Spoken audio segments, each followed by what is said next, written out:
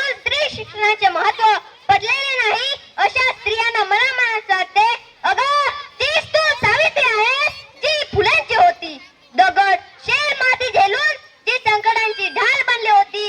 नाहीस डोबळी तू या स्त्री शक्तीला जाण जरा, कणखर कठोर थोडे होऊन जगण्याला अर्थ देखरा, जगण्याला अर्थ देखरा. आजच्या या विज्ञानाच्या युगात कल्पना चावला, सुनीता विल्यम्स सारख्या स्त्रियांनी अंतराळ जाऊन स्त्रियांसाठी एक नवा मार्ग खुला केला.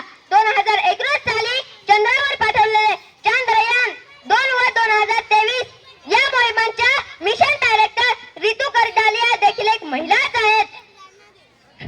भारत हा चंद्राच्या दक्षिण ध्रुवावर यान उतरवणारा जगातील दुसरा देश ठरला. हे शक्य झालं ते एका महिलेच्या कर्तृत्वामुळेच.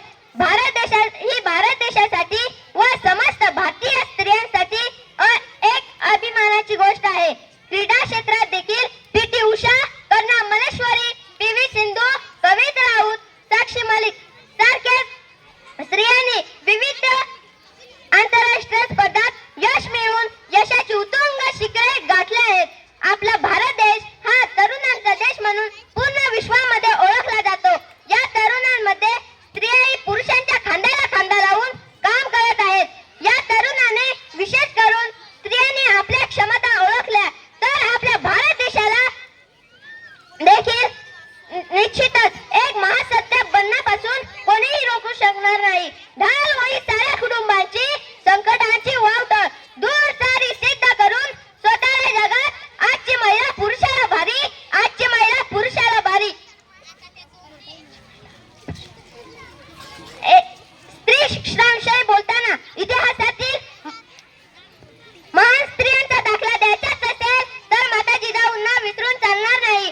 परत तिला माते सन्मान मानणारे बाल शिवबाला संस्काराचे धडे द्यायला जर जिजाबाई नसते तर शिवाजी महाराज घडलेच नसते. झाशीची राणी लक्ष्मीबाई, महाराणी ताराबाई यांच्याकडून आपण स्त्री शक्तीचा पराक्रमाचा वसा घेतला. तो वसा शिक्षणाच्या रूपाने स्वीकारून आजच्या समाजाला योग्य दिशेने नेण्याचे काम आपण करायला हवे. शेवटी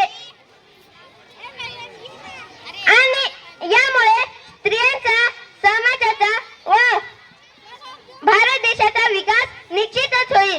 शेवटी एवढेच म्हणावंच वाटते, भंगणाऱ्या स्वप्नांची तू एक मात्र आस, तू प्रेरणा, तू करुणा, तू आहेस विश्वास.